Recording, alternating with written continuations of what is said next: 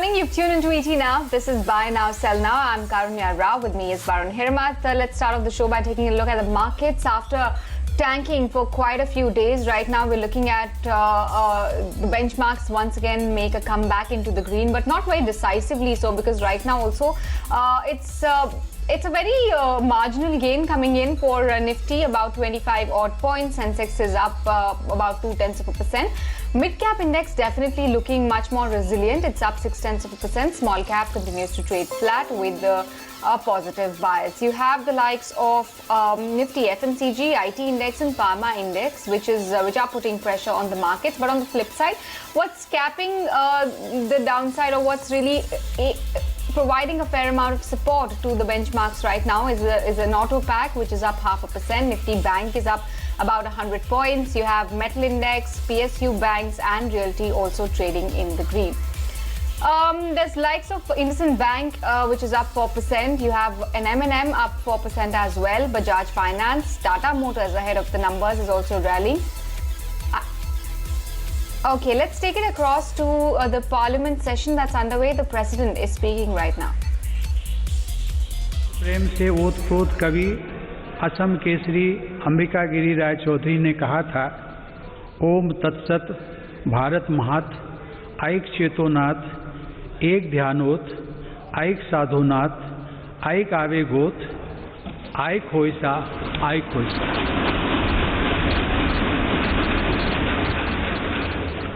अर्थात भारत की महानता परम सत्य है।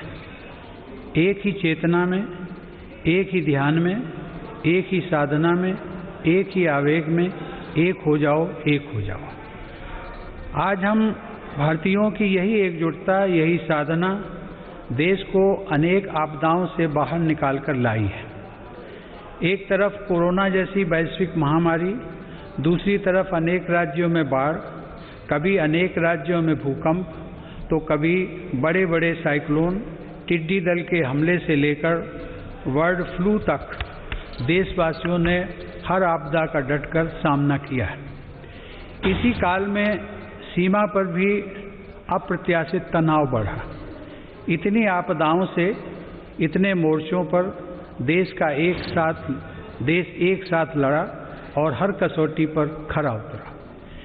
इस दौरान हम सब देशवासियों के अप्रतिम साहस, संयम, अनुशासन और सेवा भाव के भी साक्षी बने हैं। महामारी के खिलाफ इस लड़ाई में हमने अनेक देशवासियों को असमय खोया भी है। हम सभी के प्रिय और पूर्ववर्ती राष्ट्रपति प्रणब मुखर्जी का निधन भी कोरोना काल में हुआ। संसद के 6 सदस्य भी कोरोना की वजह से असमय हमें छोड़कर चले गए। मैं सभी के प्रति अपनी विनम्र श्रद्धांजलि अर्पित करता हूँ। माननीय सदस्यगण, हमारे शास्त्रों में कहा गया है, कृतम में दक्षिणे हस्ते जयो में सव्य आहिता।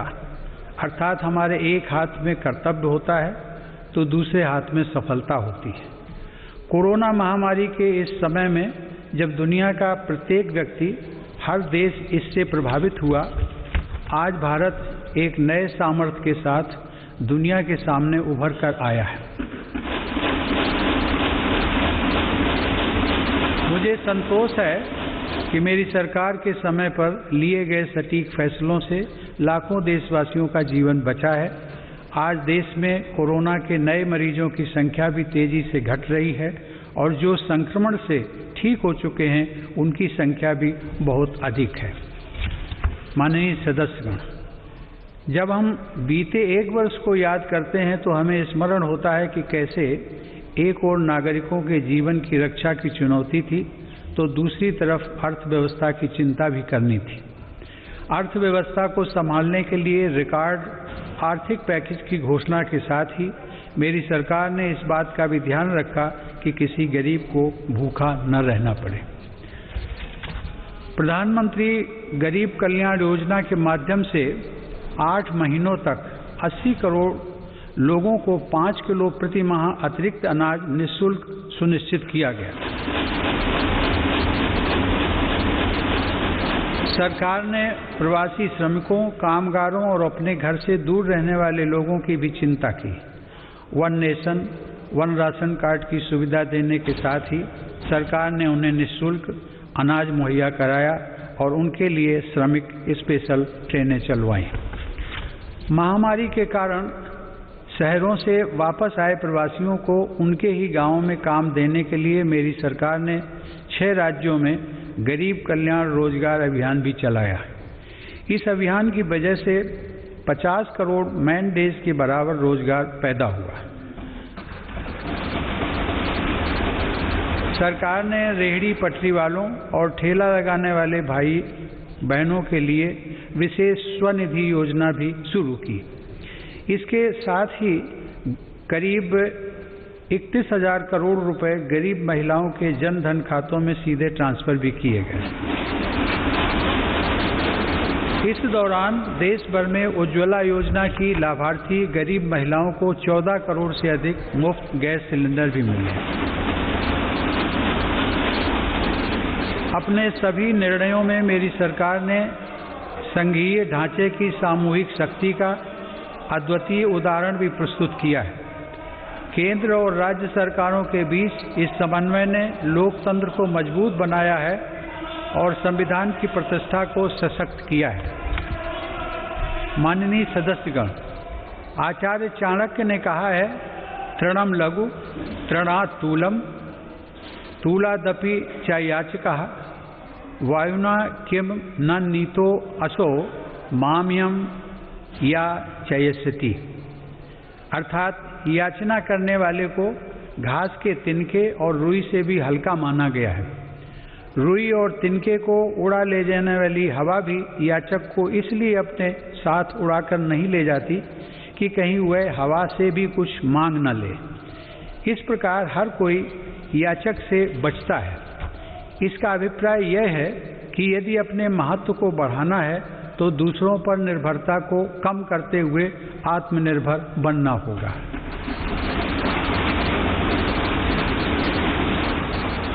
आज़ादी की लड़ाई के समय हमारे स्वतंत्रता सेनानी जिस सशक्त और स्वतंत्र भारत का सपना देख रहे थे, उस सपने को सच करने का आधार भी देश की आत्मनिर्भरता से ही जुड़ा था। कोरोना काल में बनी वैश्विक परिस्थितियों ने जब हर देश की प्राथमिकता उसकी अपनी ज़रूरतें थी, हमें ये याद दिलाया है कि आत्मनिर्भर भारत का निर्माण क्यों इतना महत्वपूर्ण है।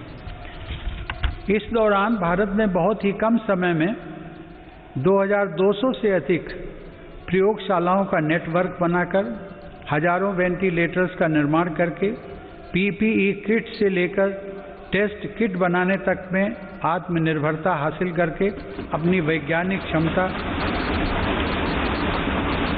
अपनी तकनीकी दक्षता और अपने मजबूत स्टार्टअप इकोसिस्टम का भी परिचय दिया है। हमारे लिए यह और भी गर्व की बात है कि आज भारत दुनिया का सबसे बड़ा टीकाकरण अभियान चला रहा है।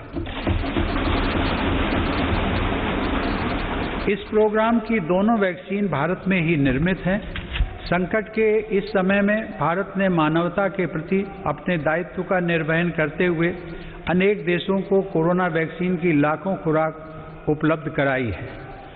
भारत के इस कार्य की विश्व भर में हो रही प्रशंसा हमारी हजारों वर्ष पुरानी संस्कृति सर्वे संतु निरामया की भावना के साथ जग कल्याण की हमारी प्रार्थना हमारे प्रयासों को और ऊर्जा दे रही है। माननीय सदस्यगण, मेरी सरकार द्वारा स्वास्थ्य के क्षेत्र में पिछले 6 वर्षों में जो कार्य किए गए हैं, उनका बहुत बड़ा लाभ हमने इस कोरोना संकट के दौरान देखा है। इन वर्षों में इलाज से जुड़ी व्यवस्थाओं को आधुनिक बनाने के साथ ही बीमारी से बचाव पर भी उतना ही बल दिया गया है। राष्ट्रीय पोषण अभियान, फिट इंडिया अभियान, खेलो इंडिया अभियान, ऐसे अनेक कार्यक्रमों से स्वास्थ्य को लेकर देश में नई सतर्कता आई है। आयुर्वेद और योग को बढ़ावा देने के मेरी सरकार के प्रयासों का लाभ भी हमें देखने को मिला है। मेरी सरकार के प्रयासों से आज देश की स्वास्थ्य सेवाएं गरीबों को आसानी से उपलब्ध हो रही हैं तथा बीमारियों पर होने वाला उनका खर्च कम हो रहा है। आयुष्मान भारत प्रधानमंत्री जन आरोग्य योजना के तहत देश में 1.5 करोड़ गरीबों को 5 लाख रुपए तक का मुफ्त इलाज मिला है। इससे इन गरीबों को 30,000 करोड़ रुपए से ज़्यादा खर्च होने से बचे हैं। आज देश के 24,000 से ज़्यादा अस्पतालों में से किसी में भी आयुष्मान योजना का लाभ लिया जा सकता है। इसी तरह प्रधानमंत्री भारतीय जन औषधि योजना के तहत देश भर में बने 7,000 केंद्रों से गरीबों को बहुत सस्ती दर पर दवाइयां मिल रही हैं। इन केंद्र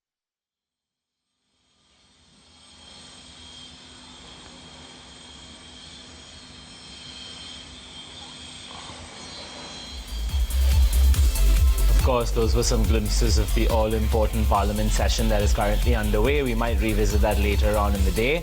But for now, let's take a quick break on Buy Now, Sell Now. We'll be back in just a minute. Stay tuned.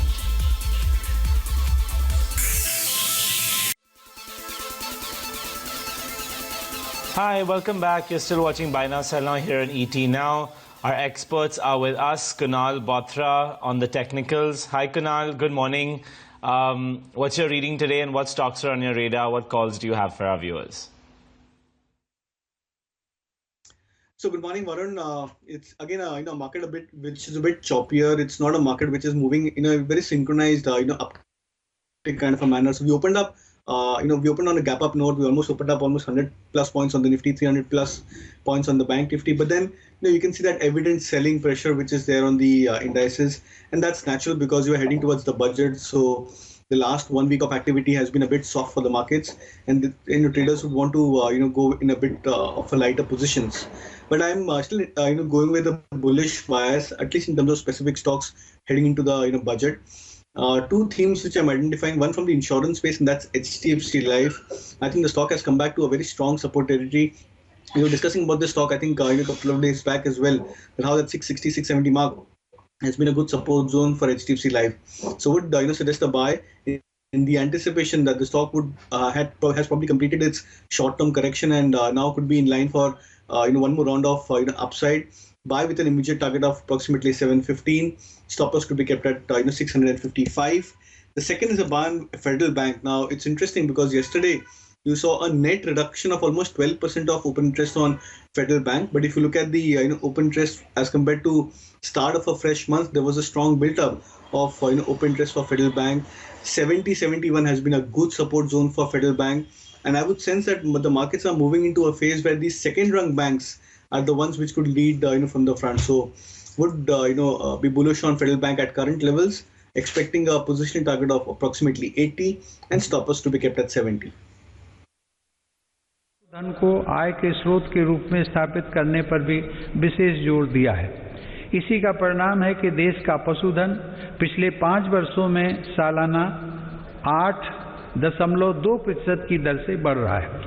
सरकार ने डेयरी क्षेत्र में बुनियादी ढांचे की स्थापना और निवेश को प्रोत्साहित करने के लिए 15,000 करोड़ रुपए के पशुपालन अवसंरचना विकास कोष की स्थापना भी की है। मेरी सरकार ने पशुपालन और मत्स्य पालन को भी कृषि क्षेत्र की तरह ही किसान क्रेडिट कार्ड की सुविधा दी है। देश में प्रधानमंत्री मत्स्य संपदा योजना के माध्यम से मछुआरों की आय को बढ़ाने के लिए भी काम हो रहा है। इस क्षेत्र में अगले 5 सालों में लगभग 20,000 करोड़ रुपए का निवेश करने की योजना है। किसानों की आमदनी बढ़ाने के लिए मेरी सरकार अन्नदाता को ऊर्जादाता बनाने का भी अभियान चला रही है। प्रधानमंत्री कुसुम योजना के तहत किसानों को 20 लाख सोलर पंप दिए जा रहे हैं। सरकार द्वारा गन्ने के सीरे, मक्का, धान इत्यादि से एथनॉल के उत्पादन को भी बढ़ावा दिया जा रहा है। पिछले 6 वर्षों में सरकार की सकारात्मक नीतियों के कारण एथनॉल का उत्पादन 38 करोड़ लीटर से बढ़कर 190 करोड़ लीटर हुआ है। यह उत्पादन इस वर्ष बढ़कर 320 करोड़ लीटर तक हो जाएगा, ऐसी उम्मीद है। एथनॉल देश के किसानों की आय बढ़ाने का एक बड़ा जरिया बनकर उभर रहा है। माननीय सदस्यगण, पूज्य बापू आत्मनिर्भर आदर्श गांवों के निर्माण की इच्छा रखते थे। इसी विचार को लेकर चल रही मेरी सरकार आज गांव के बहुआयामी विकास के लिए लगातार काम कर रही है। गांव के लोगों का जीवन स्तर सुधरे, यह मेरी सरकार की प्राथमिकता है। इसका उत्तम उदाहरण 2014 से गरीब ग्रामीण परिवारों के लिए बनाए गए 2 करोड़ घर हैं। वर्ष 2022 तक हर गरीब को पक्की छत देने के लिए प्रधानमंत्री आवास योजना की गति भी तेज की गई है। मेरी सरकार द्वारा शुरू की गई स्वामित्व योजना से अब ग्रामीणों को उनकी संपत्ति पर कानूनी हक मिल रहा है। स्वामित्व के इस अधिकार से अब गांव में भी संपत्तियों पर बैंक लोन लेना, हाउस लोन लेना आसान बनेगा और ग्रामीण क्षेत्रों में आर्थिक गतिविधियां तेज होंगी। इस योजना का भी विशेष लाभ गांव के छोटे उद्यमियों और कुटीर उद्योगों से जुड़े लोगों तथा छोटे किसानों को होगा। माननीय सदस्यगण, बाबा साहेब आम्बेडकर संविधान के मुख्य शिल्पी होने के साथ साथ हमारे देश में वाटर पॉलिसी को दिशा दिखाने वाले भी थे। 8 नवंबर 1945 को कटक में एक कॉन्फ्रेंस के दौरान उन्होंने कहा था, water is wealth, water being the wealth of the people and its distribution being uncertain, the correct approach is not to complain against nature but to conserve water. Baba Saheb की प्रेरणा को साथ लेकर मेरी सरकार जल जीवन मिशन की महत्वाकांक्षी योजना पर काम कर रही है। इसके तहत हर घर जल पहुंचाने के साथ ही जल संरक्षण पर भी तेज गति से काम किया जा रहा है। मुझे यह बताते हुए हर्ष है कि इस अभियान के तहत अब तक 3 करोड़ परिवारों को पाइप वाटर सप्लाई से जोड़ा जा चुका है। इस अभियान में अनुसूचित जातियों व जनजातियों के भाई बहनों तथा वंचित वर्गों के अन्य लोगों को प्राथमिकता के आधार पर पानी का कनेक्शन दिया जा रहा है। माननीय सदस्यगण, हमारे गांवों को 21वीं सदी की जरूरतों और इंफ्रास्ट्रक्चर से जोड़ने के लिए मेरी सरकार ने ग्रामीण सड़क नेटवर्क के विस्तार में भी सराहनीय काम किया है। प्रधानमंत्री ग्राम सड़क योजना के अंतर्गत देश के ग्रामीण क्षेत्रों में 6,42,000 किलोमीटर सड़क का निर्माण पूरा कर लिया गया। इस योजना के तीसरे चरण में ग्रामीण क्षेत्रों में बसावटों के साथ साथ स्कूलों, बाजारों और अस्पतालों आदि से जोड़ने वाले 1,25,000 किलोमीटर रास्तों को भी अपग्रेड किया जाएगा। गांव में सड़कों के साथ ही इंटरनेट की कनेक्टिविटी भी उतनी ही अहम है।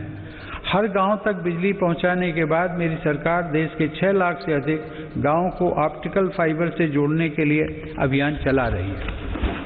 The markets then, Sharmila Joshi also joins us to talk fundamentals. Sharmila, hi. Budget is just a couple of days away, and ahead of that, any specific stock ideas you have for our viewers that they can watch out for or perhaps consider investing into? Yes, I think a couple of sectors are definitely going to be in the spotlight in the budget. One, of course, is the infrastructure as a space. I think there are a couple of companies that you can look at within this space. One would be the obvious front runner, Larsen & Toubro. Another company that one could look at within the infra space would be the PSU names like a BEL, BML. Then again, I think fertilizers and agrochemicals is another space to watch.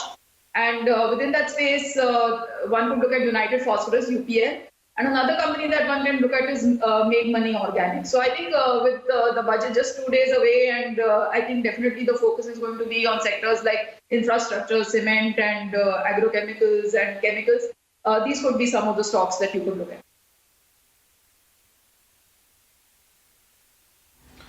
Okay, thanks for that, Sharmila. Unfortunately, we have so little time with our experts today. We caught up with Lupin Management in a very special interaction post their numbers. Let's cut across to that. Ramesh, let me just start with you first. Q3 numbers are all about financials. Margins came in 19% versus estimates of about 17.5, 18. You were guided for it earlier that margins will improve, but what drove this expansion? The top line EBITDA was 20.4%, but if you were to knock off one-time income, which is actually there in other operating income, it is about 18.6%.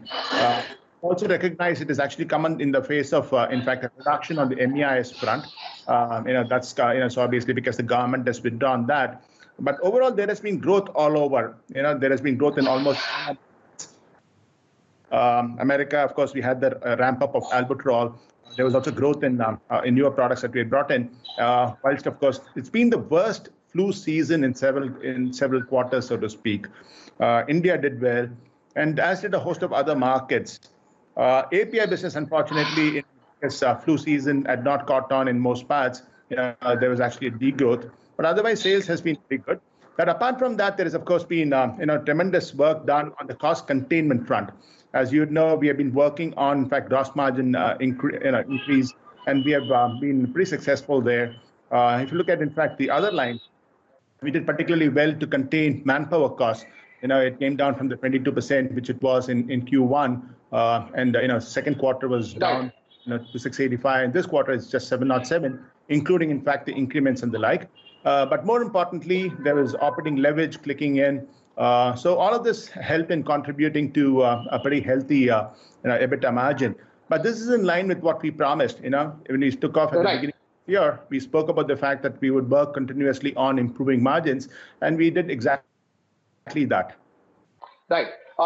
Today we also have Vinita Gupta with us. She rarely, comes on TV. So Vinita, firstly, thanks for taking out time for us. Could you start by the US business and, just not talking about this quarter. So if I look at the last 1 year, you've done a complex launch of albuterol. You've gained market share in some of the other products. Somehow your R&D, pipeline seems to be, getting better, looking better. So can you just talk about the overall US business, how the company is moving from only a generic to also now complex generic and then maybe later even biosimilars? Sure, Pankaj. So it's been an effort of many years. We've been investing in a pipeline for 5 years in these areas of inhalation, biosimilars, complex injectables, and you're starting to see the results now. Starting with inhalation, where you've seen the albuterol launch, and we'll definitely look forward to ramping it up in the next year and beyond. But beyond the rest of the pipeline on the inhalation front, we have a couple of products coming into the market next year. And then year after, we are hoping to launch our first DPI product, Spiriva. So a couple of years of the inhalation build, and then we have a rich pipeline beyond it and inhalation. On the complex injectables and biosimilars front as well, our pipeline is making significant progress. I mean, we expect to file pegfilgrastim, our first biosimilar to the US this quarter, and could potentially be in the market mid of next year. So getting ready now to, with our commercialization plans to get that into the market. And then the complex injectables, I was going to finish on the complex injectables. There's a real synergy between pegfilgrastim, the biosimilars, and complex injectables, given some of the GPOs are the same. And so the capabilities that we are building, we're going to leverage across our complex injectables as well as biosimilars. So we really feel good about executing on the pipeline and delivering, sustainable growth. Right. Vinita, what do you make of, what's happening as far as the US FDA issues are concerned? And I'm not only particularly talking about Lupin. So last 1 year, no inspection. But at the same time, one would say that plants which are stuck are having a problem because you may be ready to clear it, but somehow the inspection is not possible. So how do you look at this, this particular US FDA era that we are going to, and when do you expect physical inspection to start? So we know that this week, physical inspection has started with one of our peer sites, and for a product that is mission critical. The FDA has found a way to get the inspection started, and we think we are hopeful that given the vaccine rollout this year, later half of this year, potentially physical inspections can start. In a broader way, not just for limited number of products. So we do think that, maybe the later half of this year or early into next year, we should start seeing physical inspection. Right. Nilesh, let me come to you now, and particularly about the India business. So first 2 quarters, one would say, there was a disruption with India business. Most of the sales that was only happening was COVID related. Have you seen things normalizing? Do you now predict that normalized growth for India market is possible? So it's still not normalized, but it's a build. I think there was, significant disruption, especially in Q1, started to pick up from Q2. Now, from what we understand, close to 93% of doctors are back with clinics open. About 80% patient footfall into that. The anti-infectives GI segment still remain impacted. Part of it is just, people being more cautious, people not stepping out as much as well. So we do see that it's still a build. We definitely see a pickup in Q3.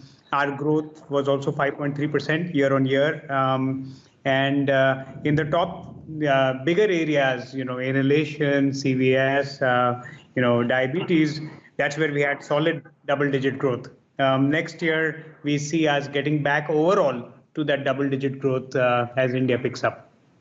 Right. Nilesh, also just wanted to get a sense on the R&D rate. One would say that R&D rate was lower in this quarter, but how would you look at it? Should one only look at it on an annual or maybe 2-year basis? How much is the company spending? Yeah. So we're now guiding close to a 9%. So as you know, we used to be at 10%. So we're now guiding close to a 9% on the R&D spend. So we do see that optimization happening, and especially as revenues pick up, we should be able to stay within that number. It's still a very good number. It's still a number that lets us do a lot. Like Vinita shared, injectables, inhalation. There's pretty much every dosage form that you can think of that we work on.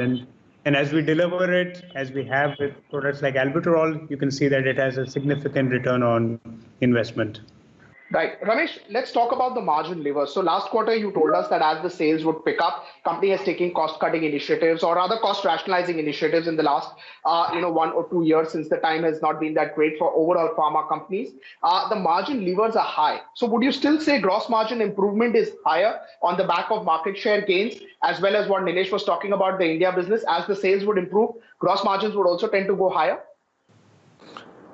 Yes, I would agree that gross margins would continuously improve. So we are in fact working on a host of other initiatives. You would recognize that we've been doing this for quite some time. So alternate vendor strategies, routes to synthesis, all of these are playing in. And as we actually go up on the products introduction front across various markets, albuterol ramps up. We'll have Foster coming up in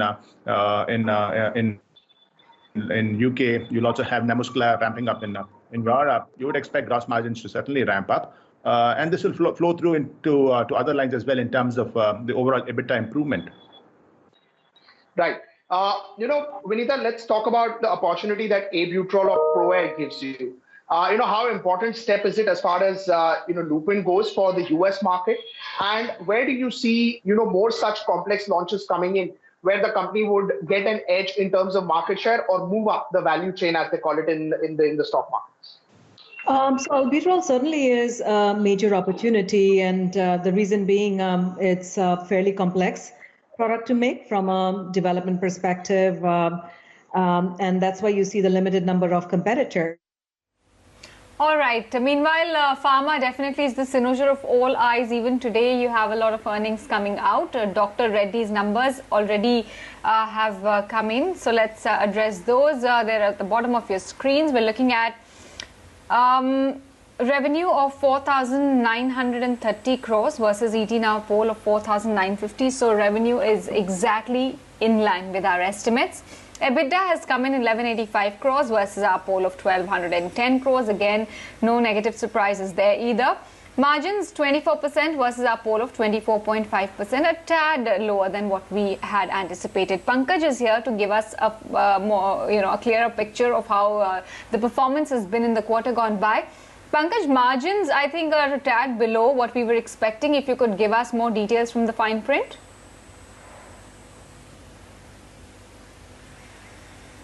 So, when we just look at Dr. Reddy's in terms of numbers, I think on the face of it, it's very difficult to say how the numbers are. Definitely, there is a one-off as far as, these numbers are concerned. And that's why you're just seeing that the PAT number is only about 20 odd crores. But I can see that in this 19.8 crores in terms of numbers, I think there is an impairment charge of around 597 crores. And that is why, probably you get a sense that, these numbers are looking in the way they are. So let's look at EBITDA, which is probably a cleaner number. And the reported EBITDA is 1185, which translates into a margin of about 24 odd percent. I think 24.5% is what the street was anticipating. Or when you look at it on a QOQ basis, I think the numbers are looking in decent in terms of EBITDA. So not that bad, not that good is what one would say. I just have the details coming in from,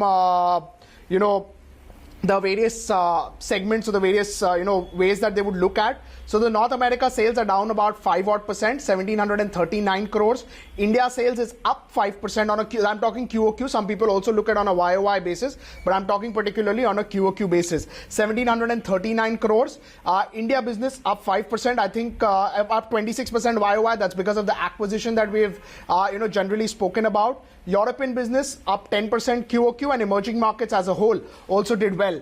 API business is down 18% QOQ, but API is the the PSAI segment as they call it. It saw a recovery in Q1, Q2, and we spoke to various other companies. Even Lupin saw a decline in API, and so is the case with Dr. Reddy. In all, it's looking in a decent number.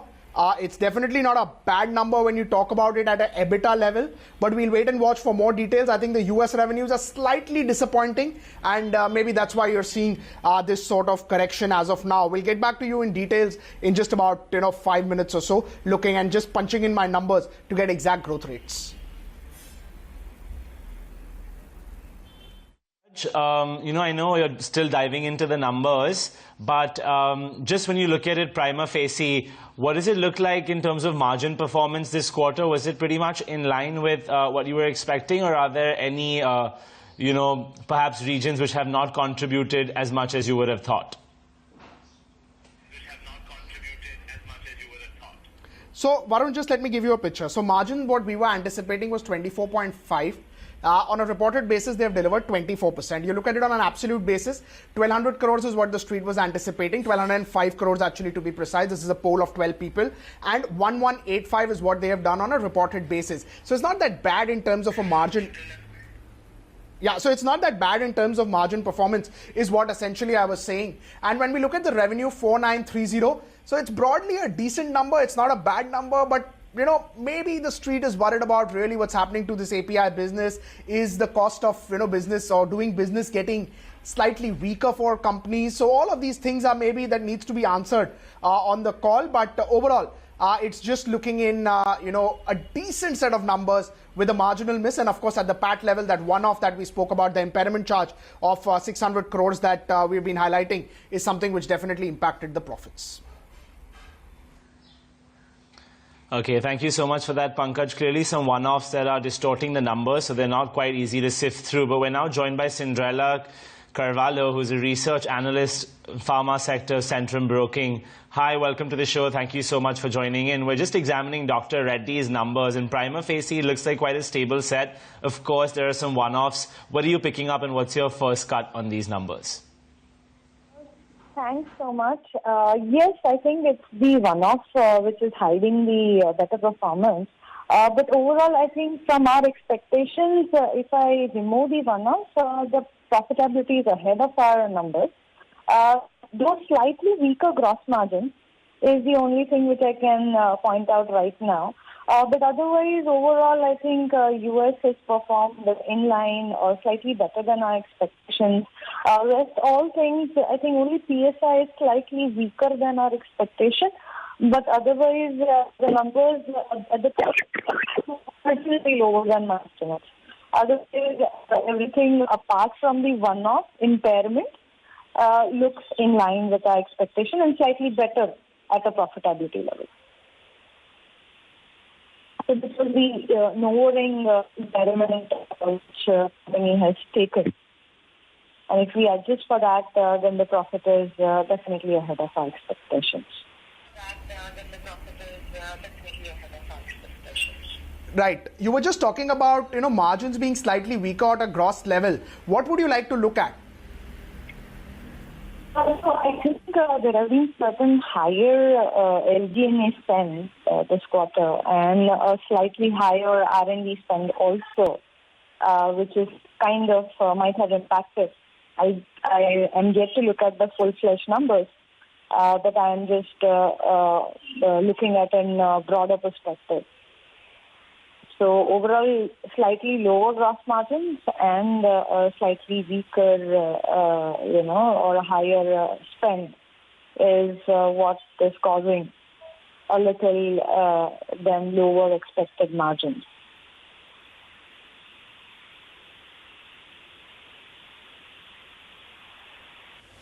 All right. Okay, Cinderella, thanks a lot for joining us and helping us understand the numbers better. Taking a break here. More updates on the other side. Stay tuned.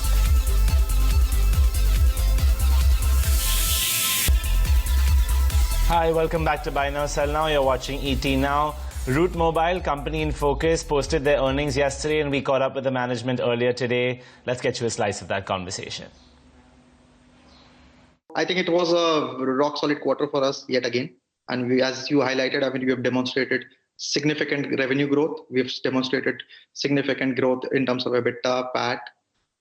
So we've already surpassed our FY20 operating revenue, EBITDA and PAT by 10%, 32% and 34% respectively in the 9-month period itself. So that is the kind of growth momentum that we are driving. There was a slight drop in gross margins. That drop in gross margins essentially was a strategy because there was a structural change in the Indian markets where there was an introduction of DLT by the operators in India. So that led to some price increase. We sensed that as an opportunity. We got some benefits from operators in terms of the DLT charges that we get. We get some benefit from the operators, mobile network operators in India.